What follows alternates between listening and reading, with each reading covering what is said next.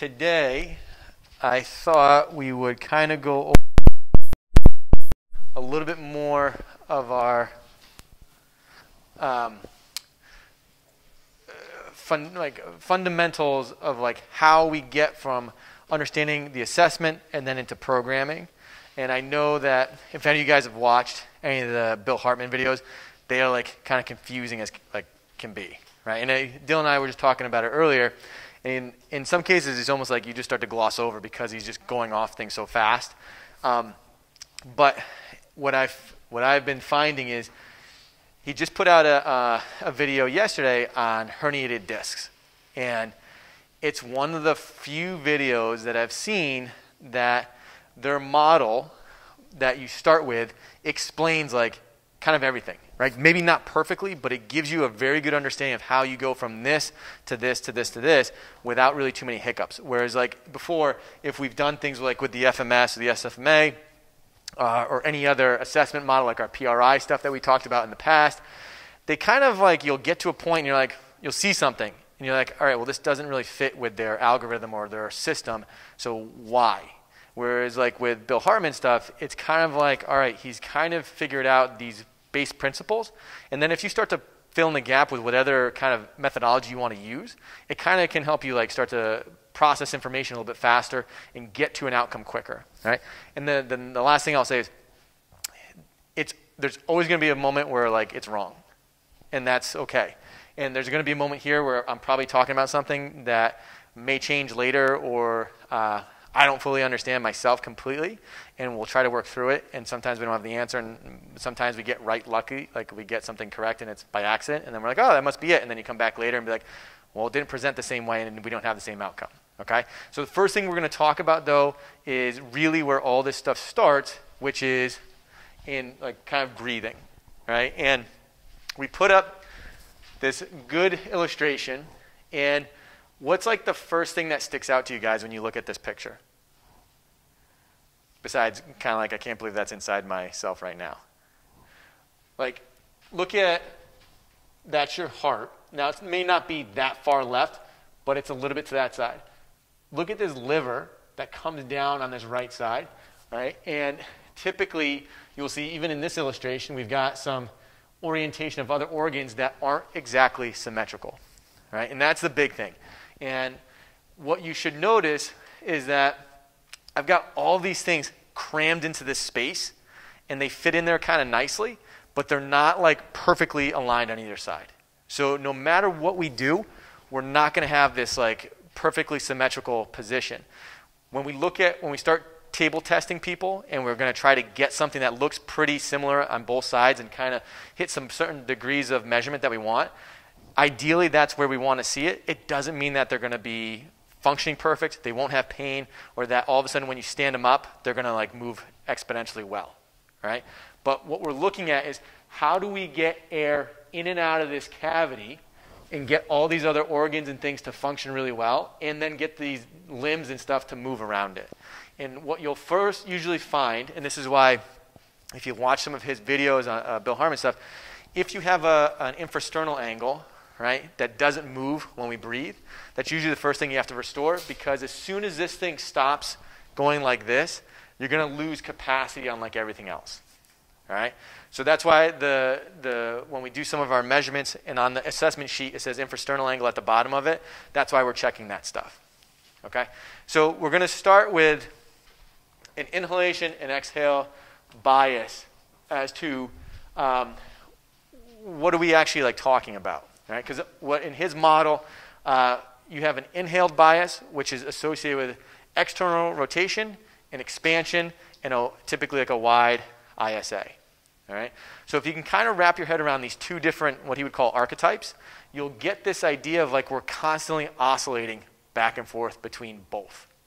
All right? So in some cases, you may have a bias more towards this wider infrasternal angle and more of this inhaled strategy and expansiveness, and you may be, like, so Brandon actually is a pretty good example of this, right? You've got a very wide ISA, but he's also got, it's more towards this ER and expansion, except he's so compressed, he lost a lot of range of motion, right? So he's kind of like pushing out at the same time and then pushing back in to hold himself against up against gravity. But also the stuff he does, he lifts a lot of weights.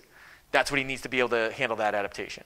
All right. So the hard part with some of this stuff is it's not exclusively I'm on this side or this side. We're always on this kind of spectrum of going back and forth between the two, right? You're never really stuck in an inhalation state. You're just more biased towards it. You're never stuck in an exhalation state. You're just more biased towards it. And the goal is to be able to move back and forth between both, right? And that increases our movement variability. It increases our resiliency.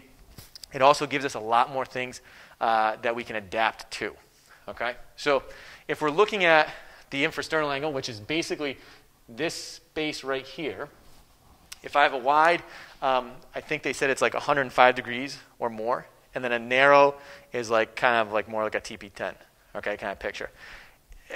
I can't remember what they said. There is no perfect one, right? But you want one that typically will do this as you breathe in and out. So when we look at the other side, the narrow, the exhaled side, we have it biased towards compression, internal rotation, and it's a narrow ISA. So that means I would say I have a narrow ISA, right? What these are is your secondary compensatory strategy towards your axial skeleton, okay? So I'm pretty sure what that explains is if I have a wide ISA, my axial skeleton is more geared towards compression, right? So he's got a lot of compression, and to kind of rebound out of that, he's trying to expand, right? So I'm trying to expand to get out of my axial skeleton's natural compression state, all right? So these are the secondary compensations that you're seeing here that show up, all right? So if I have a narrow ISA, it's because my axial skeleton is biased towards inhalation to begin with, all right? So to bring me, I guess the way I would think about it is if normally I kind of want to be like this, if I were to stay like this and constantly keep expanding, I'd kind of be looking up at the ceiling. So what ends up happening is I have to get and come down and close this off so that I can kind of hold myself upright. All right? Now, as long as this thing moves, we're cool. Once this thing stops moving, that's where all of a sudden we have to stay kind of within this realm of what do we want to restore first. Because if I can't get that thing to move up and down, I can't get a full breath of air in or out, I'm going to struggle with being able to move everything around it. And the other thing, too, is these things aren't going to give me feedback between my diaphragm and pelvic floor. Okay? Any questions so far on that stuff? All right. This is if you can kind of start to wrap your head around the idea that, actually, Lisa, give me a quick example. So in yoga, right, what do you use the inhale for? When you're inhaling, what are you tripping? Expansion, right? And then the exhale is to if you're going to fold and kind of compress and go down, right? So you can see where all of a sudden, even in Elisa's model of yoga, which is very different from Brandon's model of heavy lifting, they actually are at the same principle, right? We're using the same strategy. So if I want to get this system to kind of collapse, it's going to get compressed and tight, all right? And in some cases, it allows for, if you think about when we're stretching, if I get a good exhale, we usually get a little bit more. It's going to allow us then to probably expand again even greater on our inhale, right? So you want to be able to get from one to the other to get back to the other. So if I'm biased towards this exhale strategy, I want to be able to kind of make sure I can fully do this so then I can get my next full inhale. If I'm more geared towards this, I want to be able to fully do this so I can get towards my next full exhale, all right, and back and forth. So when we're looking at these things, I want you to think about the whole goal out of everything is to make sure that this diaphragm that sits right here can descend, push down, hit the pelvic floor, and then go back up. All right? If you think about what that does, it allows me to then put pressure into the ground and then push off of it. All right? And that's kind of, again, we remember last time we looked at that propulsion arc. That fits right into this stuff. All right, so you have this kind of breathing excursion that you have to go through. You then have this propulsive mechanism that kind of fits nicely over it, and you're trying to go back and forth between the two. All right, so let's get ourselves in pairs. So Doug, I want you to go with Brandon this time. Elisa, you can go with either Naomi or Erica, and Dylan can go with the other person.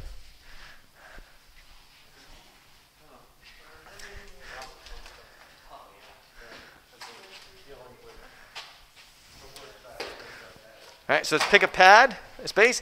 All right, and I want you guys, we're going to go through our ER measures first. All right, so what we're going to look at is things that are associated with external rotation, like our inhalation bias, which is going to be hip flexion, hip external rotation, hip abduction. All right, and then in the shoulder, we're going to look at shoulder external rotation, shoulder overhead flexion, and usually abduction, but we're not going to do that one. All right, so test those ones first on each other. All right, so you're going to lie on your back. Right, we'll test hip flexion, hip external rotation, hip abduction, and then we'll go to the shoulder, shoulder external rotation, shoulder overhead flexion, and maybe we'll do abduction at the end. All right, so actually, Elisa, why don't you do her first because she has no idea how to do them. Oh, okay. There you go, Coach. One of those.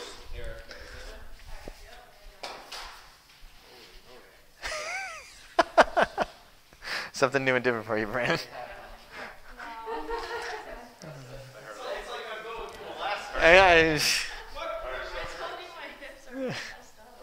Both sides? Yep, both sides. So then let's start making some marks on some of the sheets as to what we're looking for.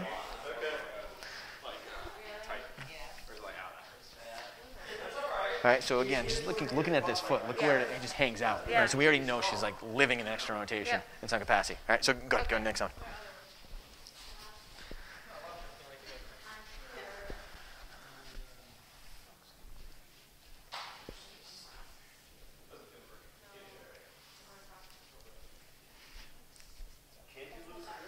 No, like seriously, like No. it doesn't look like No. that I've never felt before. Like Nothing. None. Zero. It almost doesn't get to zero. It No, almost doesn't get to zero. I know. So that's well. All right, so that's a lot, and she's good with that. Okay, do like triple negative if you want. Okay. Yeah, if anybody's ever confused about what lack of external We'll test Brandon. But again, though, to Brandon's point, though, like his whole goal is to lift heavy stuff. Well, right, and that's what I was saying. Like he's like, it's bad. It's not bad. No, it's not bad until you can't do it, and then all of a sudden you have to address it, right? And that's one of the things that we're kind of looking at. Yes. All right. So what do we look? Okay, so I would say, right? Let's get this as straight as you can, right? And then lift it up, and I'll tell you when to stop. Probably right about there. All right. So now she's shaking pretty hard. And again, if we had a stick that came right up here, it would be like a 2. Yeah, she'd be right there. All right. Now let's just try something. Let's play something. So Naomi, keep this toe right here. Now do it again. And it's a little different, right? So what you're kind of looking at is she wants to roll her pelvis to the side to try to get room for that femur to go into external rotation where she likes, right? Because she's got a lot of it. Just for giggles, let's just check something for a second. That's not too bad, right? Let's show you this side. And it's not great, right? So because she doesn't have a lot of internal rotation, she's got to open up to that side so then she can roll it back into the side. So you normally do the plus minus. You do ones and twos now? No, I mean, that's just the active straight. Would you say that's... I'd put it as a minus. Yeah, I'd put it as a minus. Yeah. No, the other. Right? Oh, no, you already... Yeah. Okay, so that's...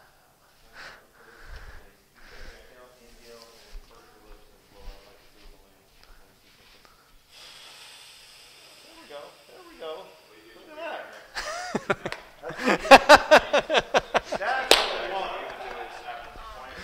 You said we'll do abduction later? Yeah, we can do abduction later. Yeah. Okay. I mean, if you, get the shoulder ones. Let's get the shoulder. All right.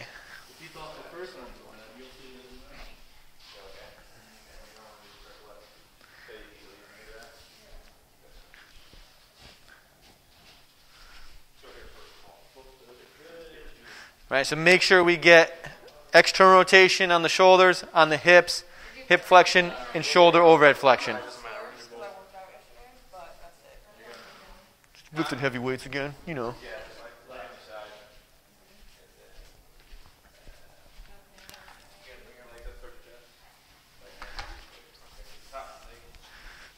All right, and actually, Elisa, since you have time, do the abduction on the hips as soon as you're done that.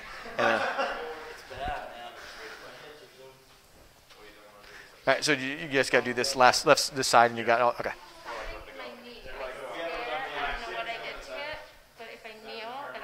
It starts to bug you. It's like there's a chip in it or something.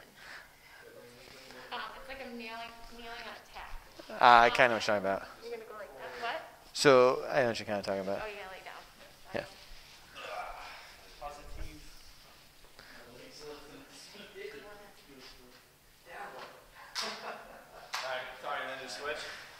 Yeah. So well, let's just go over each person's thing, and then we'll switch, and we'll get the other person. All right, and then we'll kind of bring them all together. So we should have external rotation of the hips, hip flexion, hip abduction, if we got to it, overhead shoulder flexion, and shoulder external rotation. All right, so we'll start with Elisa. Elisa, what'd you find on Naomi? Right leg on the straight leg raise. She's looking tight. So limited. What's that? Limited. Yep. And then hip flexion on the left side. All right. So let's just for sake so everyone can see. So relax. We're going to bring her up. All right. So when we come into this, right, if we were to keep her right here, that looks pretty good. Does it hurt? Yeah. No. All right. So just in terms of assessment process, right, I might say to her, well, what does mean? Like, so tight where?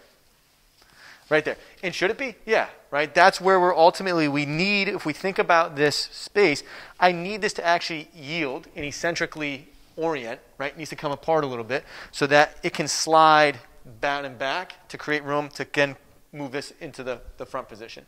Let's say it didn't, right? What's going to end up happening, I've got pressure now pushing this hip forward. So when I bring her up, she might pinch on the front side, right? And does she have enough room, like range of motion? Yeah, she does, right? So if we get this arm out of here, like, yeah, she's pretty good, all right? I would like to, if we could get it lower, but as long as it doesn't hurt, we're good. All right, and then if we look at external rotation, that's a good amount, right? It's pretty loose. It's not like it's a hard end. So she's got plenty there. And then now show us your active straight leg raise on that one. All right, so again, if we keep this toe up into the ceiling, right, and straighten it out as hard as you can, if we were going to, here's her knee and drew a straight line up, she would just be in front of that. And that's about, like, from an FMS standpoint, that would be a 2. Very close to a 3. We're trying to look at almost getting it at perpendicular 90 degrees above. All right, so on the right hip, we actually have a pretty good expansion strategy. So she's pretty decent. Now, just for comparison, let's lie back. In terms of a compression or internal rotation, that's it. All right, and you can feel that, like I can hit the bone kind of like when I do that, right? So when we're looking at this stuff, we want to be pretty cognizant of what's hard is sometimes you won't see all of those things kind of like add up on that side. You may see good hip flexion and also like external rotation like doesn't look very well, all right? And you're like, all right, well, why is that? Why can she expand in kind of one space but like not the other? And what you'll start to find, and this is some of the stuff I'm still trying to figure out, when I bring that hip into flexion, I'm seeing if they can really expand from here to here, right? When I bring it into external rotation, I'm seeing if they can expand here to here. All right, so each of those kind of measures is trying to really dictate or tell you where they're getting the ability to like yield and open up that space. Right? Now, if I wanted to see like, well, what has to happen when I go through like my gait cycle, right? I've got all of these things kind of moving in action. As I hit this first step, this actually has to open up, right? Because I need to actually then expand to then hit and compress and then push and go through, all right? So if I don't have a yielding strategy first, I'm going to miss the opportunity then to propel myself forward, all right? And that's kind of like, again, if I'm missing one of these strategies, I miss the opportunity to get like a really good opposite whatever inhale or exhale on the next one, all right? And there's a whole thing where they're talking about, like you needed to, like if we're looking at walking, Bill Harmon's got a lot of good videos where he talks about you need to have this expansive strategy and then a slower kind of a delayed compression because I have to wait for this side to swing around, right? So you have to have these things constantly doing this back and forth. So it's not in this like very straight line path. Everything is actually in these rotational kind of movements. And that's sometimes hard to like comprehend because we see it, right? And I'm like, oh yeah, that's the sagittal plane, that's hinging. I should have this like front to back thing.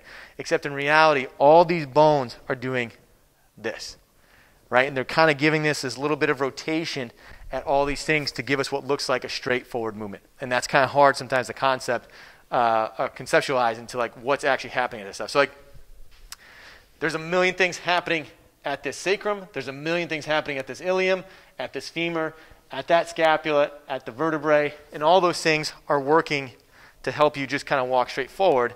Even though you're walking straight forward, we're actually moving in these rotational components. Okay? So let's check your shoulders. All right, what'd you find on her shoulders? She was good on both. Okay, so if we get in here, we bring this down, and we go down. So I would, it's more comfortable. It's more comfortable to put it out, right? Yeah. All right, and that's just her trying not to torque that too much, right? So like if I do this, you can see I've got to get all shoulder. But if I do this, I create a little more space, right? I can rotate into it, and then if we. So if we go down, that's pretty good. Maybe on that side. The other side is really all right, and then if I take her here and I go back, right about there, right? What we're looking again is for this elbow.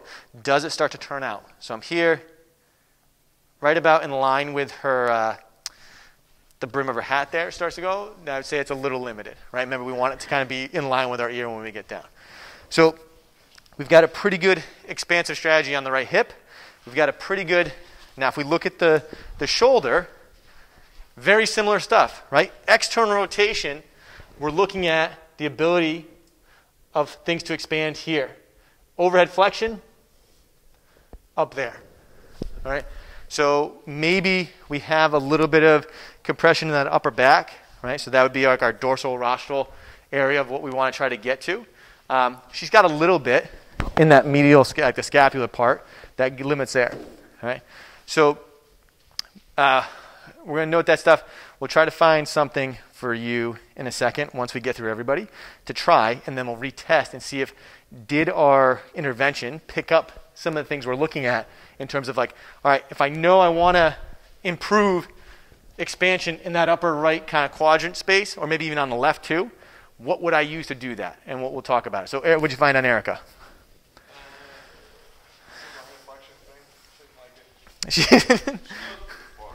All right, so let's go ahead. Show us what you found. Can't wait to turn that camera on, Brandon. All right.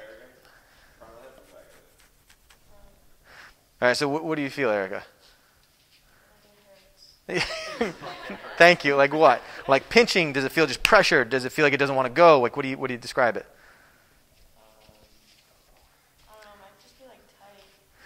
So if I really pushed on that, would you go, or would you just go, oh, it's like feeling like a lot of tension?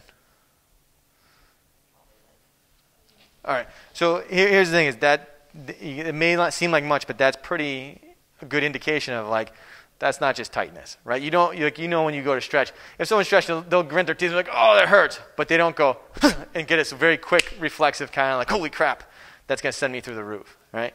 So she's got pretty good hip flexion, but it definitely doesn't feel good when we hit like the end part. All right, and then what else do you notice? Left ER on the shoulder. Right this side. All right, so it just kind of hangs there for a second. All right, and again, we want to try to see if it can go all the way down and just kind of rest or not shoot out to the side. All right, so if we've got, again, this might be interesting. If we're looking at this, I've got something here that is kind of like maybe giving me something on the front of that hip. And then I've got something, well, actually it would be here on the right side. And then on this left side, we've got something here. Okay. Now, you've got this like kind of cross thing. maybe we can find something that expands kind of both at the same time, maybe like an SSL DL with some kind of reach or something that we can kind of kill two birds with one stone, but we'll figure out. Now, just out of context, have you had problems in that right hip before? Both hips are like that, right? Yeah. All right, from cheerleading? All right, and like, does it hurt when you do certain exercises? Sometimes. Like what? Like when I work out and I do like hip openers, I used to do that. What do you mean by hip open? Like you mean sitting on the chair kind of thing and pushing it, like, so abduction. Yeah. All right, and again, abduction is another form of external rotation, right, or expansion. So even though it's like doesn't look anywhere near the stuff we just tested, we're still going in that same pathway. All right, let's see what we got, Bran. You're not broken. You're a good example. You're a good example of what we should find in someone that trains hard. So, tight all over, but I think of those things, this side is like So internal rotation. There's like 0. yeah, and then show me external rotation. External rotation is tough, but this is like Yeah, it doesn't even get back to 0. So show me flexion. All right, and Brandon, what do you feel when you're about there, it starts to feel a little pinchy in the a front? little pinch. All right, and what about when you were going on the hip rotations? Felt fine going this way. Yeah. When you get here, Yeah. like I feel it just tugging. Yeah. It's Yeah. not gonna. It's not going to go anywhere. Yeah. All right, so then show us the shoulders.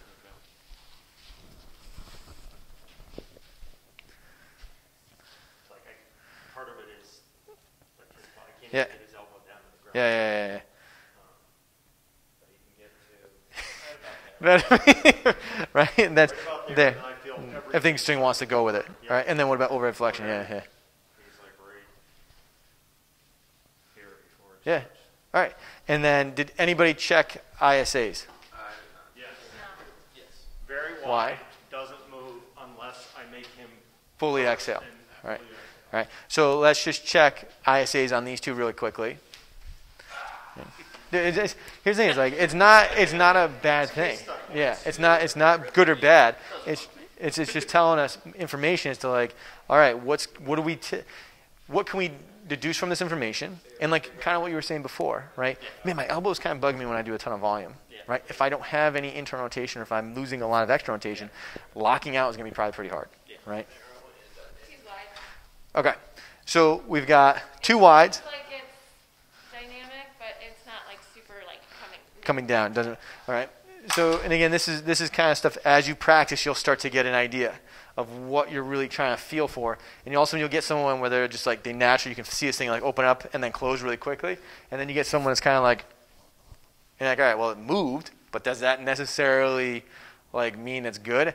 As opposed to like with him, Yeah. it went this way. Like there was nothing, you know what I mean? So if it's really stuck, there's 0, it goes up and down as opposed to. Okay.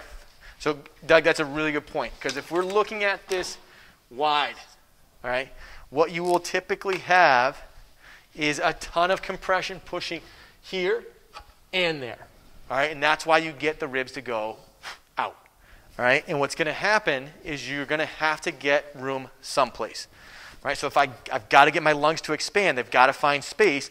If I've got it front to back and I can't move, it's probably going to go to the side, and then where do you think it would go after that? Up. Right? It's got to go someplace. I've got guts below. I can't get down there too much, so I've got to go up. And that's where you see people that go like this. Right? They're using all this accessory stuff up here to lift the rib cage up to create space. So what you're always kind of fighting against is what is happening in this space that's then going to dictate the limbs. And then how do you manage that? And in some cases, maybe we don't want to do too much. Right? Because then all of a sudden his bench press goes down because he's got too much expansion. He doesn't have that tension that allows him to handle heavy loads. Maybe for a sprinter, I want to keep that right hip a little bit loose and the left one a little bit tighter because you're hurdling, right? And I need that to get you going. Cheerleading, come on. But no, so here's the thing. Like, the same thing, though. Is like we want Erica to train without having to feel like, man, I can't get into some of these positions because I know it's going to hurt. All right? So let's flip. Let's assess the other person. All right? Brandon, don't hurt Doug. Yeah, don't re-break me. All right, and then we'll kind of go over some strategies to try to get some of this stuff. Dylan. All right, so what do you think, that's a lot or a little? A little. Yeah, I would say it's a little. All right, and you think that's a lot or a little? Little. So that one's actually better, right? You're gonna, yeah, that's good. I would say it's plenty. Okay. All right, so yeah. for external rotation, you're gonna have like, I think it's close to like 60, and internal rotation is closer to 45. Okay. So she's good on IR, external rotation is a little off, yeah. So try the other side. Like, I still don't feel pain, like I'm All right, so Eric, you're gonna take him, yeah, grab his leg, grab behind his knee. All right, so you're gonna go like this, right? just because that's a mechanical All right, and then and then you're just gonna guide the tibia and the hip straight back. All right, so you're gonna grab here and like here, all right, and just kind of push him straight back. Now, what you don't want to have is this thing to do this, and because he might want to create space by doing that. So just kind of guide it straight back, and then see what he gets. Okay. All right, and Dylan will help you kind of guide it. pressing like here. No, you crack, you push, like that much, yeah, a little more force. So here's the thing too, Brandon. So right now you got his knee above his hip. Okay. Right, just keep it right there, and then you can spin it. Oh, even more, yeah. Yeah. Okay. And here's the other thing too, right? Then you just put me. Right there. Yeah. All right, now see how he's starting to lift his hip? Yeah, All right, so that would be right there. So yeah. All right, and here's the thing is, you can actually still test in different ranges of motions, Yeah. right? So if I want to bring him up further and see if it works, you can do that. I just don't know what that necessarily means When sometimes. I bring him All the way up? here, Yeah, yeah. hip, that's pretty much as far as I can get without putting any. So would that be a plus or a minus? He's pretty close. He's like, I would probably. For me, that's good. Well, here's the thing too is, right? So Doug also has had some episodes of back pain. Yeah. Right? And for right now, that's probably pretty good because if he did it when he was hurt, you probably wouldn't even get close to that. wouldn't No, Yeah. I couldn't get. Yeah, to here, right? So for him, I mean, right now, I'd say, yeah. Okay. Would I like to see a little bit more? Probably. But here's the thing. Here's what you also get to like figure out. Yeah. Is external rotation limited on him? Yeah. Yeah. So we already know like there's some still we need some type of expansive strategy in that right hip too. Okay. All right. So hip flexion, you can put a plus.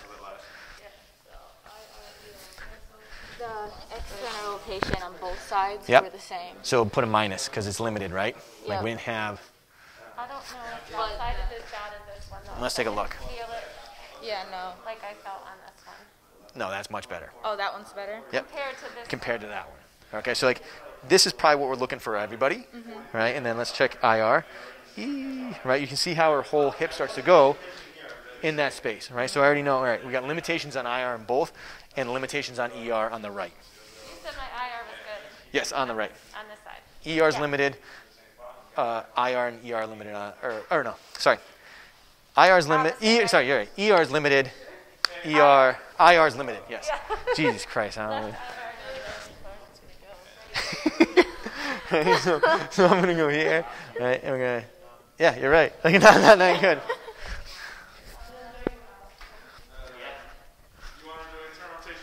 No, don't worry about it. Move on to the other stuff. Let's try to get through this, and then let's play with some exercises for a second. I get confused on these. So is this Yeah. side internal rotation or is this side internal? So this side's our rotation, right? So Okay. here's our IR Okay. measures. So I know.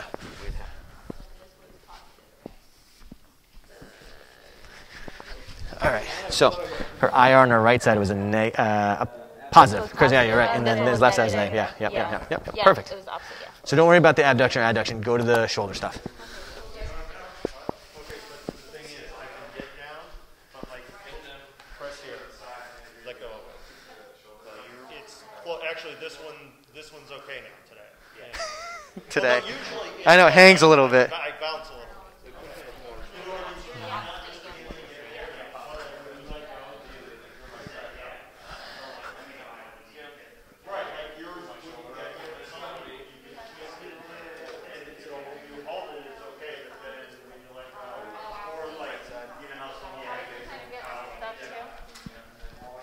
All right. So what do we got? Like, It was the same for the shoulders, the opposite for external and internal. So what do you mean? Never had any of these, So- right? I love it. So for the right shoulder, the Was good in left external was rotation, good, but internal. left internal was bad, Okay. and right Internal rotation was bad, and left was good. Yeah. All right. Interesting. Right? So let's just check it. Let's just recheck it. So Naomi, show me. This one. So it's All the good. way Yeah, down, yeah, it's good. But then going in. Oh, it's So you can soft see, in well, there. you see how high she's off Yeah. this. So let's, if we bring it down, we hold her Bring it there. down a little more? Yeah, and we just kind of, that's probably about it. Yeah. Okay. Sorry. So, What's an internal? So we want to probably get to like 60 on the IR. What does it Okay, say? that's what I thought, Okay. but he said it's, It says 90. It's 90 here. No, it should be like 60. Sorry. Okay. yeah, so that's. Yeah. So that would be Yeah. Yeah. Yeah. Yeah. So it's about 60 degrees, I think. just hovering like right here. Would that be a plus? So again, if you can you push it there, and does that move? It's not popping. You're passively, you're probably fine, right? It's maybe. So here's the other thing too, right? Like, Doug's had a lot of shit going up here. Yeah. He's also had a lot of stuff going down there. Yeah. You probably have some guarding, right? And in some cases, if you like what he got to you to do, breathe and go for it, you'll probably be fine, Yeah. right? If I was to say, like from an authentic standpoint, can Doug get there on his own? Yeah. But I don't know. It depends on how you would want to score that. But the other thing, like with all this stuff, like this Yeah. is one of those like, okay, it might be there, but not there.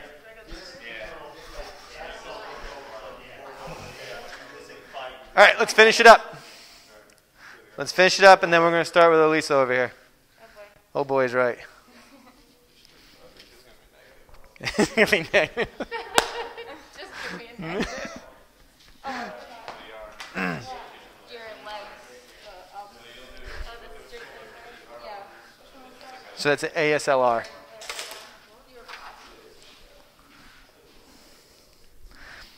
So besides your knee, how are you feeling otherwise? What's that? Besides your knee, how are you feeling otherwise? This is just only with pressure on it. Only when I'm kneeling. So I get that sometimes too, especially on my left, right? What happens is, like, depending on how stiff some of this stuff is, Yeah. um, Like a nerve. it's just like I'll be sitting there and all of a sudden it feels like someone just took like a tack, right? You go, oh, I gotta get off it, and it doesn't hurt or anything else. It's just enough pressure in that spot.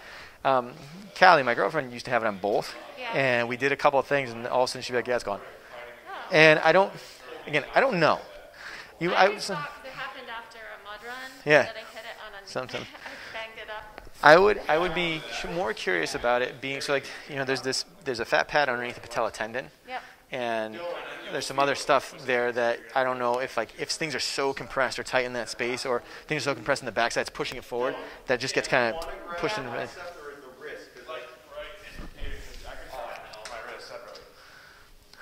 okay, because I was thinking like if you grab the wrist, like once the wrist starts pivoting, that's where. So you're looking at the elbow. So if I take, let's just use Dylan as an example real quick. Erica, just watch it real quick. So if I take him, so you can grab him here, right, and hold it, or you can let the elbow bend, right, and get the same thing and come back and see it. Okay. I like it right here. I know, like, again, I've watched Bill Hartman do it, and he usually will grab you here and do that. But if you grab the wrist and the wrist starts to go, like that means the elbow's Gonna going, go, yes, right? yeah, Like it's yeah. not, like, you're Yeah. not going to get this, Yes. but the elbow can still. Go. Right, like you'll again, unless you see them actively trying to turn it, yeah. All right, Brandon, did you get an ISA? Naomi, did you get an ISA on her? Oh no.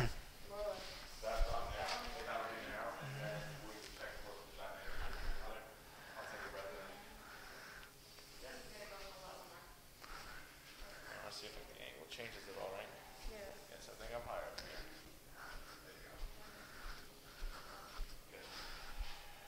So when he breathes in, he goes wide, but he's able to compress. Correct. So we're good. Was the initial angle looking like this, or was it very close together?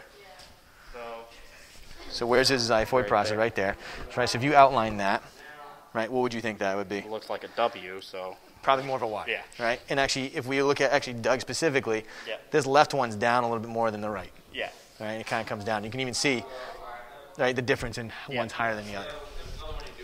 Doug actually right now presents something different than what I would normally expect most people to have. Usually the right one would be a little bit lower. Okay. We'll get to it next time. All right. So let's bring it back. Naomi, what'd you find on Elisa? Okay, so hip flexion was good on both sides. Yep. Internal and external rotation were the opposite. So what did you notice? So on external rotation specifically, the right side was not good. Right, so if you watch her, she's going to try to get it, but look what she's doing with her ankle. Yeah. Right, so it's really like if we were, So if we bring her, again, we're going to bring her straight to here, right? Because if I bring her out here, I've already given her more range of motion. So I'm right here, and I'm just going to turn her, and that's it. All right, and we want to see it more kind of out to that angle. So we're missing a little bit on that. All right, what else did you notice? Internal on my left side. Was not as good. Not as good either. All right. Here. All right, so let's go. Let's bring her in this position, and then so right about there, because as soon as you start to turn more, she's going to hike her whole hip. Yeah. Okay, so we've got kind of an alternating sides, and then what'd you notice in the shoulders? Said narrow.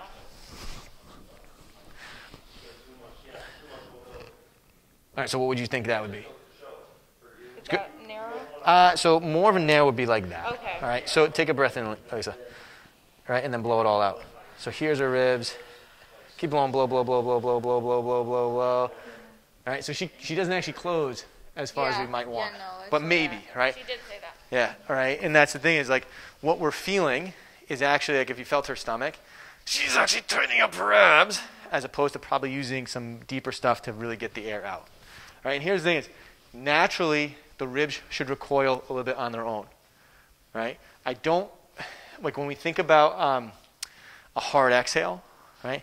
In some cases, so like somebody that's already a narrow ISA, we don't want to get this very, they're already there, right? In, like most of the time you want to get this nice kind of like, still get all the air out, but don't maybe give this full hard exhale because you're only feeding what they're already really good at. And in some cases, we might want to do that. I would say what's one of the things I struggle with the most is sometimes finding when do I feed them something they don't have, and when do I kind of put them in a position to kind of feed them something they're already good at. But again, this is where you just try something, and then we'll test and retest and see what happens. Okay, and then in the shoulders, what do we got? Shoulders almost the same as the hip. Opposite. So, External rotation. external. Yeah. A little less here. Yeah. Internal is good. Okay. And then this side is opposite with external. all the It's way good. down. Yeah. And then IR kind of hung up a little bit. Okay. Awesome. All right. So what'd you find on Dylan?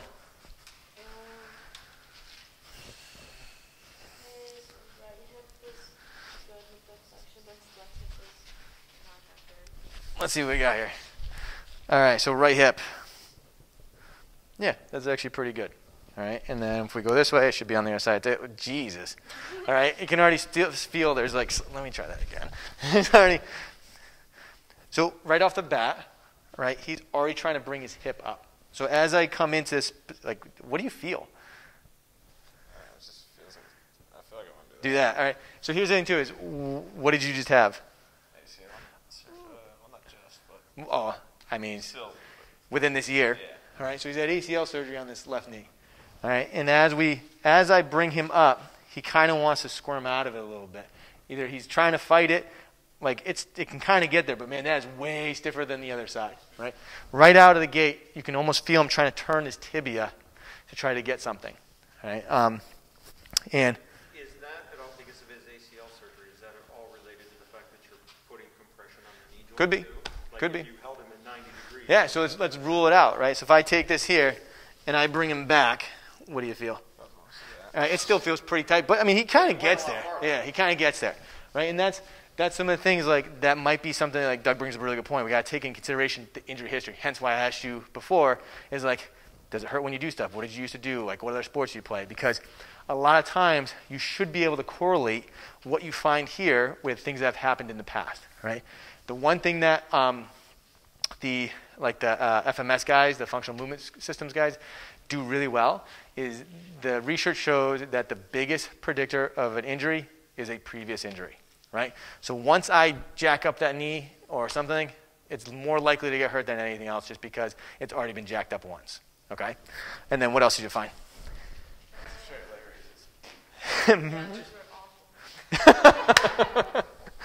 So let's see it. Let's see. Minus an arm. Yeah. So show us one leg. All right. So again, if I make him straighten this out, now hold that. All right. And what do you feel? All right. So again, what should I be feeling potentially in that? Right. I should actually feel like, I should feel this stuff. Just whole posterior chain. Now, that's what you'll typically find in a lot of people is all of a sudden, like, the only thing that feels like it's getting anything is this calf. Or in some of our younger kids, right, the back of their knee. It's like, that's not good. I shouldn't be feeling this posterior kind of compartment of this joint getting some kind of, like, expansion, all right? And what else we got on him? No, we saw how terrible it was.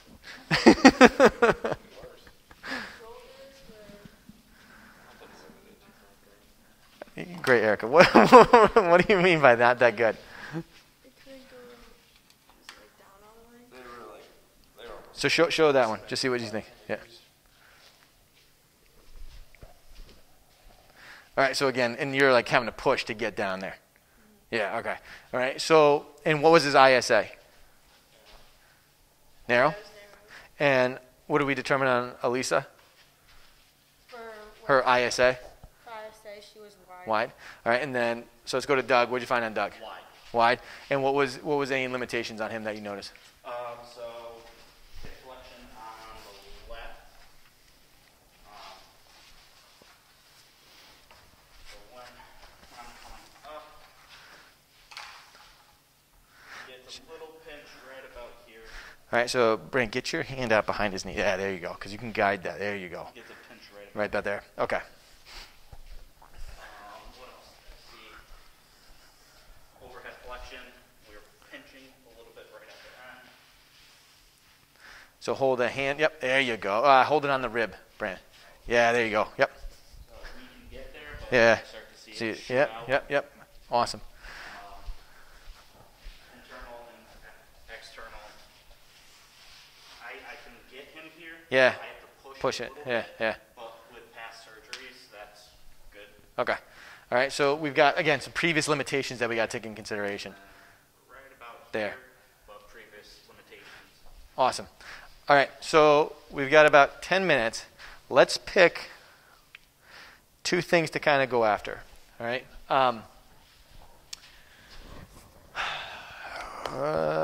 Let's pick who wants to be the tester. Actually, I want you to be one of them, and then. So we would say, like, all right, maybe Brandon, all right. So here's the thing: here's the reason why I say maybe Brandon. Partly, my first thought with him is probably needs some soft tissue work first. Might be the easiest way to get some of this stuff to move, all right. Whereas if we pick the right exercise, maybe we might get something. Dylan, similar case in terms of like this left knee.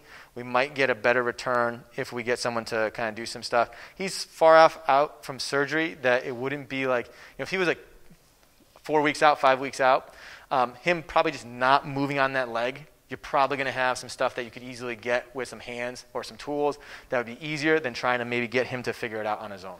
Right? But we're definitely going to go after Erica, and we're trying to get hip flexion restored. And then, anybody else want to try something? Cool. Awesome. So we're going to go there. All right. So what do we got on Erica? We got to get, Erica, where's your sheet? All right. So we got to get hip flexion and left external and shoulder. All right. And right or left hip flexion or both? Both bilateral. All right. So if we were going to try to, so if we're going after hip flexion and we want to try to expand this space, what might we use to do so? What was her ISA? Narrow. Okay. So what would, I mean, you should have a better idea than somebody. Well, no. What would you think of? So why would you go with an FFE split squat?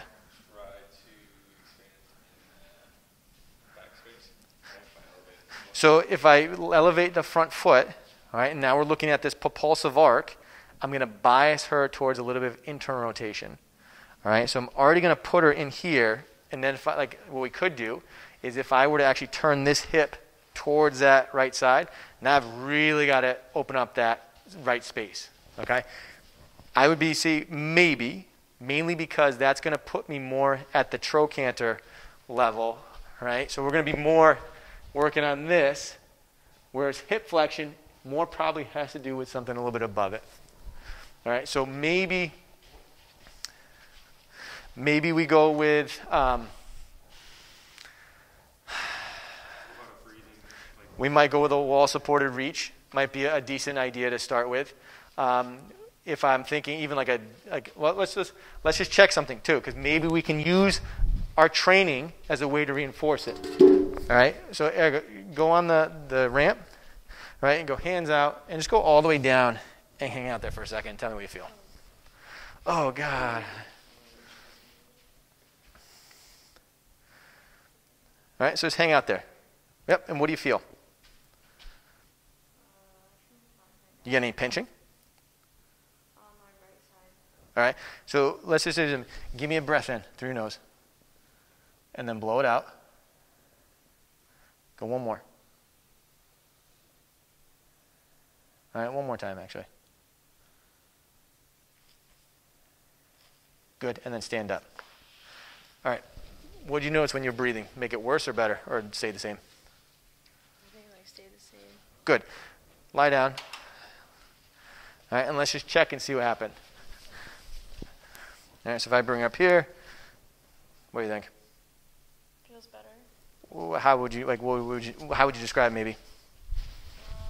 Like it doesn't hurt as much. What do you notice on this one? It feels better. All right. So I mean, here's the thing: is like once I get her to like right here, it wants to do that really hard. All right. So what we may think of. So let's try one more thing. All right. So go back up in there. We'll try that squat one more time. Correct. All right. And I'm going to have you just put this between the knees. All right. You don't have to crush it, but I want you just to keep contact with it. So go down there again. If you have to move it out of the way a little bit, you can. All right. Keep your heels. Yeah. And then just kind of reach your hands out. Yeah. And again, 3 good breaths in through your nose and blow it out. Yeah. You got one more. So is that to turn on the adductors or turn off the adductors? Good. So stand up out of it. What did you think? Good. Lie down. Yeah, it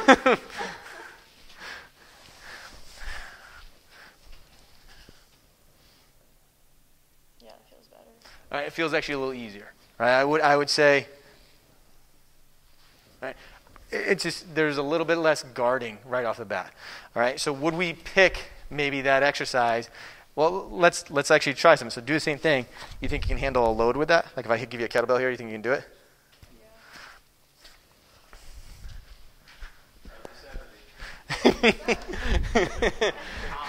Eric.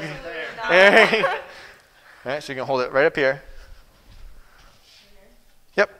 Okay. And you're just going to, so let's get this actually right there. Perfect.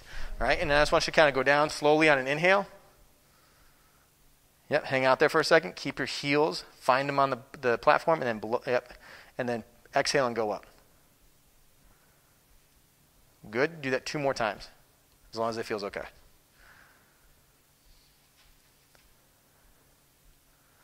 She's actually really good at squatting, right? She's keeping us, like if I put her in a tunnel right here, she's pretty much staying straight up and down.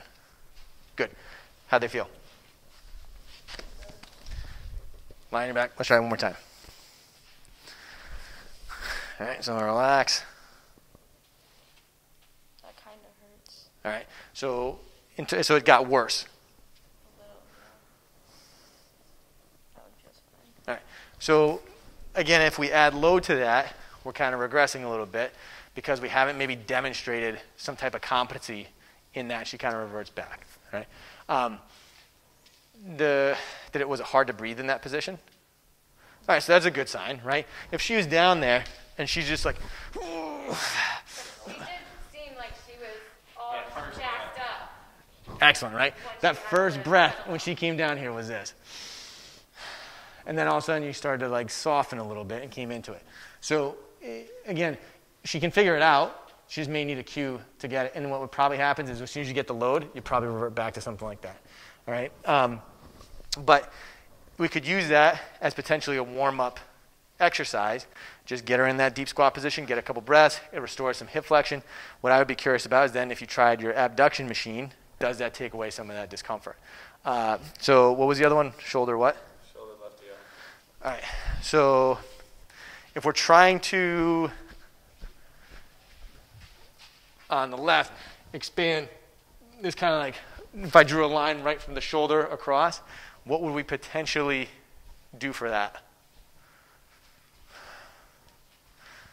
This one's a little harder. I mean, sometimes like I'm not really. I like the one where you have your like arms on the table or desk or whatever. And with a mini band? Band. Yeah. Outward. Let's try it. All right, so we can play with it. Maybe we don't need to go onto the desk. Let's just try it on the all fours position, so we're not have to like all trek over there. So you can put the mini band around your wrists. You're going to go down to the floor. You're going to kind of push your upper back a little bit to the ceiling. And you're just going to kind of turn your wrists out a little bit so you feel some tension in the shoulder blade or outer shoulder. All right, so bring these back just a little bit. Good. All right, get a little tension on it. You got it. All right, so by turning the palm up, we're going into supination, which is also external rotation, right? And then, Eric, I want you to think about pushing this up to the ceiling a little bit. Right there, yeah? And then, so don't shrug. Right there, you got it. And give me a little tension there, right? You should feel this kind of working a little bit. All right, and just give yourself a couple breaths. All right, and just think about breathing and feeling this kind of open up a little bit. Go 2 more, and then you can relax.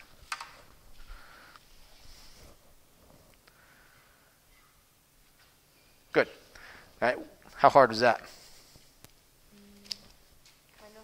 All right, did it hurt? All right, flip over. Let's check. What was it, left external rotation? How limited was it? Okay.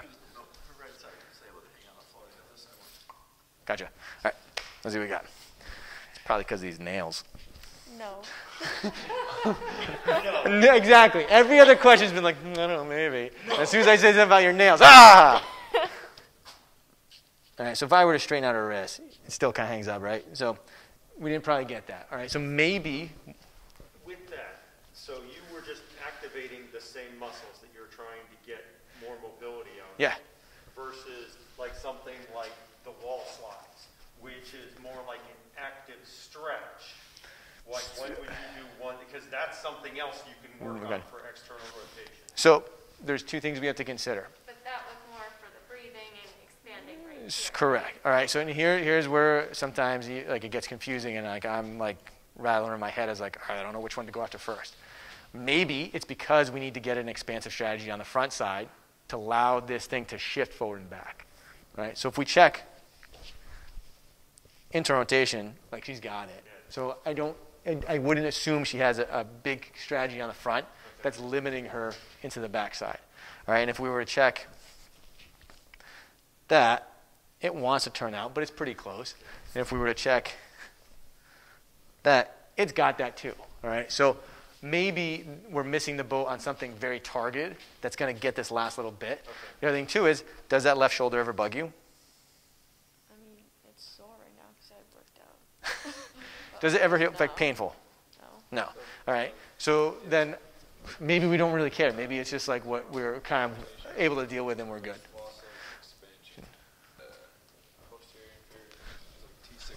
Hey.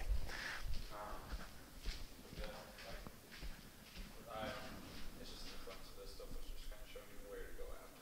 To answer that question, instead of like going to activate something, you're trying to restore that expansion in that space, which would be like back in this position. Right, and that. So this is the thing: is like what's crazy. What's crazy is sometimes what we've normally thought about in terms of like, oh, I want to get more external rotation. I want to either open up my chest more, like, someone say, like, oh, you need more external rotation, stretch out your chest, like stretch out your pec. If she's already got enough expansion there, is that really the issue, right? It's like, no, I'm stretching something that's already stretched. Like, it may feel good in the moment. You're like, oh, yeah, that definitely got it, but it may not last, or it may all of a sudden cause the symptom to be even worse, because if this is what's holding me in place, and I just stretched it out, you may get a reaction that's like, oh, crap, I got to tighten that up even more unconsciously. Like, oh, I got to bring this back. And I would say the best example of that is stretching hamstrings, right? So Erica, lie back real quick. So if I take Erica, all right, and we get her here, how tight is that?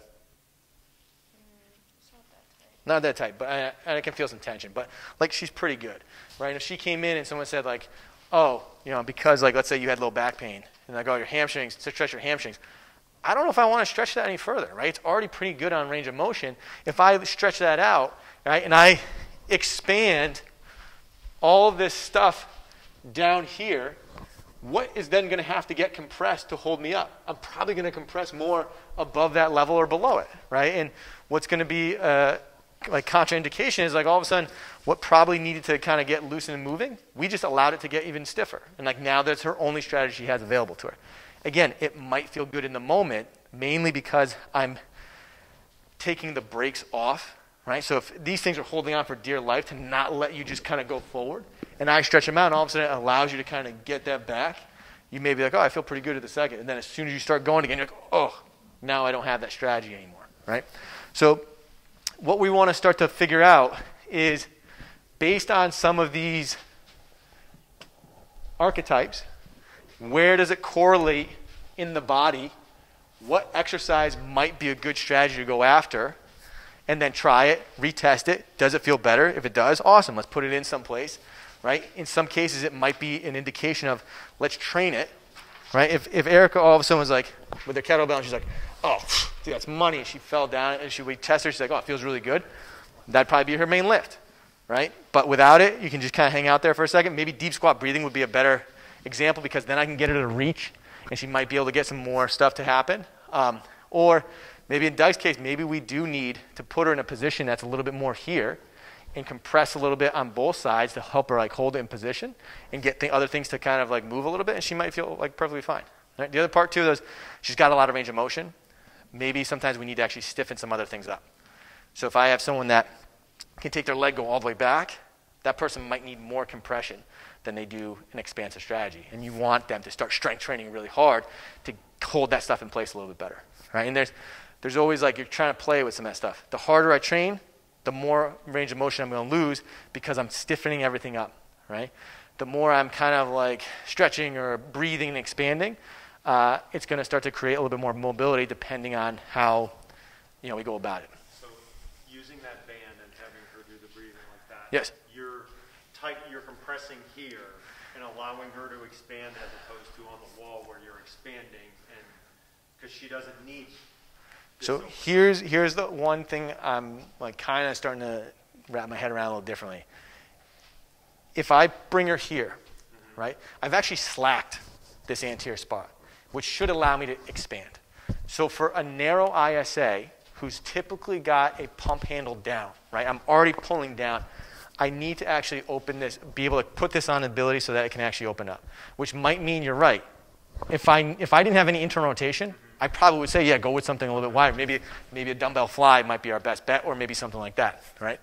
But for the most part, and this is again, these we'll keep going through this stuff on a narrow, right? We've already got this rib cage kind of coming down tight, and it's hard for us to get this to come up and get air in the front, all right? I won't name names, but I live with her, is like the end game of a narrow ISA, and they typically look like this.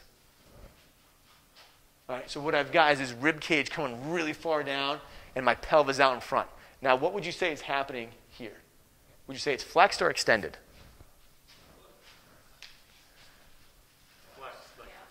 It's extended. All right? I have such an extended spine that I have to do that to overcome it. All right? And what you have is, again, this I have to be able to, what's hard is to see some of these things because they don't look like that representation. You're like, what the hell? It looks like she's tucking her tailbone all the time. But in reality, she's pushing things forward, and it's actually extending, but then coming back. And the same thing, what's happening here is also happening up here. So I have a cervical spine that is extended even though it's going forward. All right? So in that case, I need to get that rib cage to be able to kind of actually expand on that front side. Then it'll create room for IR, and then I should be able to have room to ER. All right? And then it's peeling back the layers. So in her case, for a narrow ISA, she's already got inter-rotation there. I don't know if I want to try to expand that any further. Maybe just on that side, we do some type of alternating reach or something like that. But maybe even in an all-fours position, right, we get her into a bird dog row, which might give us what we need. I don't know. We'd have to play with it and test it out. But that's kind of like where you start to think of like, my traditional idea is actually I want to get expansion on one or both sides. And in this position, right, I can feel my upper back going, and I've created enough space on the front side to expand forward.